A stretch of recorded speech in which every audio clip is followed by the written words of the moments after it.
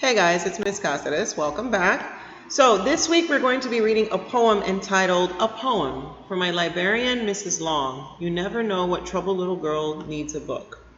This is a poem written by Nikki Giovanni. Our essential question remains the same. What inspires you to make a difference? We have a quick start activity that consists in when you read about a poem and about a person who influenced the poet's life. So you're going to make some notes about a person who's helped you to shape your character, personality, likes and dislikes.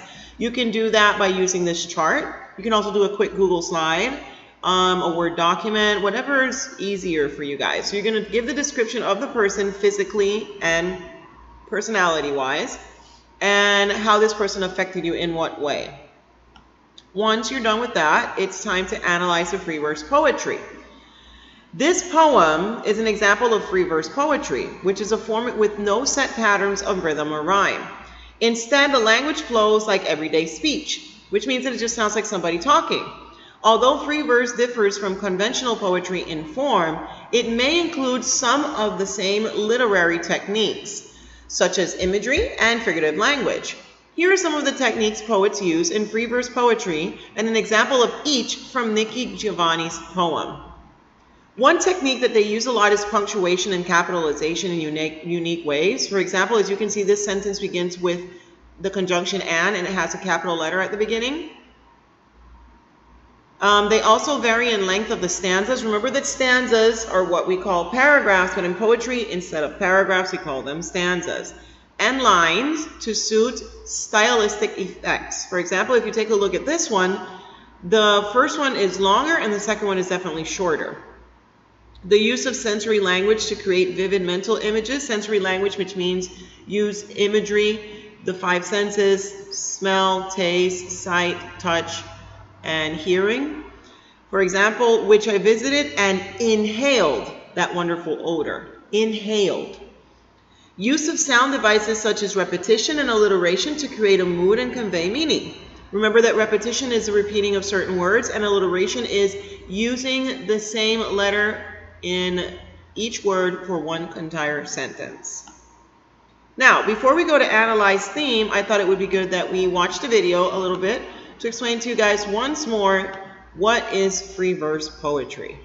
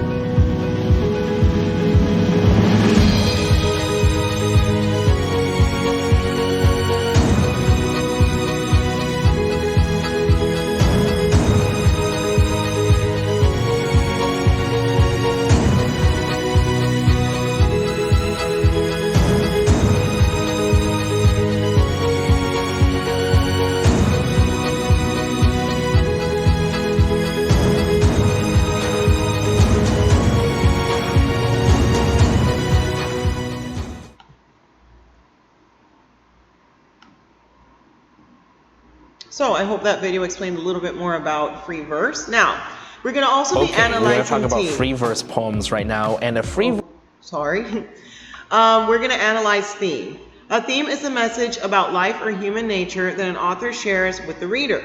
Readers can infer one or more themes by thinking about the author's tone, in this case, the attitude toward the subject, and by considering what is said and how ideas come together. In this poem, the poet is also the speaker, reflecting on her childhood experiences. After describing everyday activities, she turns her attention to her love of books. The poem is dedicated to Mrs. Long, a librarian who likely endured adversity so that the young girl could read the book she wanted. To determine a theme in a poem, look for ideas that the poet develops over the course of the poem and how they build on one another. This chart shows text evidence for one theme in the poem. And up the hill on Vine Street, the main black corridor. Text evidence, hat in hand to ask to borrow so that I might borrow. Another example of text evidence, probably they said something humiliating since Southerner whites like to humiliate Southerner blacks. The theme is, helping someone may mean standing up to prejudice. So as you read the poem, consider what seems most important about the poet's relationship with Mrs. Long and what theme might that suggest. Okay, now we go to the poem itself. Once again, the poem is entitled A Poem for My Librarian, Mrs. Long. You Never Know What Troubled Little Girl Needs a Book, by Nikki Giovanni. A little information about her. She was born in 1943 and has been one of the best-known American poets since publishing her first book of poetry in 1968.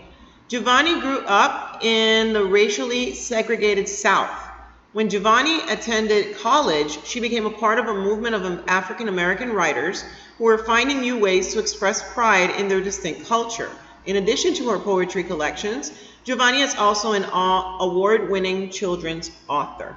Imagine, she was born in 1943 and she published her first book in 1968. She was extremely young. She was barely 25 years old when she published her first book. So we begin with the first stanza, then we go to the memory moment. Notice a note. According to the lines 1 to 7, what were the main activities for the poet as a child? Highlight them. Then come back to the online platform and write in your answer to the critique question. There's no mention of a librarian yet. Why might that be so? They're basically asking you, why haven't they mentioned a librarian yet? Why might that be? Second, third, and fourth stanza. Then we come to the analyze free verse poetry. Annotate in your textbooks lines 17 to 21. Highlight the words that normally would be capitalized. Then underline the short lines in the stanza. Then we type in our answer to the analyze question. What effect does the unconventional capitalization have? How do the shorter lines convey meaning? We come to stanza 5, 6, 7, analyze theme. Highlight in your textbooks what Mrs. Long said and did in lines 24 to 39. Then respond to the interpret question. How does the poet feel about Mrs. Long? What message is the poet sending about the power of people like Mrs. Long? Type in your answer. And finally, we come to the 9th, 10th, and 11th stanza. And we have analyze free verse poetry. Annotate in your textbooks. In the final stanza of the poem, highlight the words that rhyme. Then type in your answer. Analyze. What idea does this use of rhyme help to emphasize? How does it contribute to a theme? Remember when you type in your answers to check your capitalization, your pronunciation, your enunciation, your capitalization, and your punctuation. Remember to hit this check button when you're done to send in your work.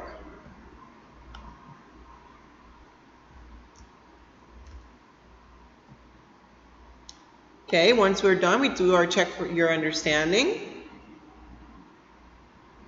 Answer these questions before moving on to analyze the text. 1. The poem speaker discovers another world through drinking coffee, reading books, talking to the neighbors, watching television.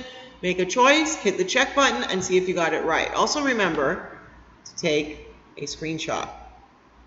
2. What does the stanza break between lines 42 and 43 help the poet convey most clearly? The contrast between the poet's two worlds, the distance the poet sometimes traveled, the respect she has for Mrs. Long and other librarians, or the childhood dreams the poet had for her future. Again, click 1, hit the check button, and see if you got it right. Finally, 3. Why is the first stanza important to the poem? It provides clues about the poem's main theme. It conveys the personality of the poet. It introduces the poet's childhood world. It states a problem the poet has as a child. Again, pick an answer and then hit the check button to see if you got it right. Okay, so now we come to the research assignment. Find out more about Nikki Giovanni and then answer these questions. Connect in a small group. Discuss how other poems, moved around, sorry. Other poems about libraries that Nikki Giovanni wrote are similar to a poem from my librarian, Mrs. Long. So these are the 3 questions you're going to use to investigate Giovanni. I'm going to want you guys to do a Flipgrid video on this one. So make sure to include a lot of info. And remember your research tip. Use specific terms when searching online. For example, you might search library poems by Nikki Giovanni to find more poems about libraries. As you scan search results and look for reputable websites, usually those that end in .org or .edu. Well, that's it for me, guys. I can't wait to see the results of your investigation and of your reading of the poem. Have a great day. Bye.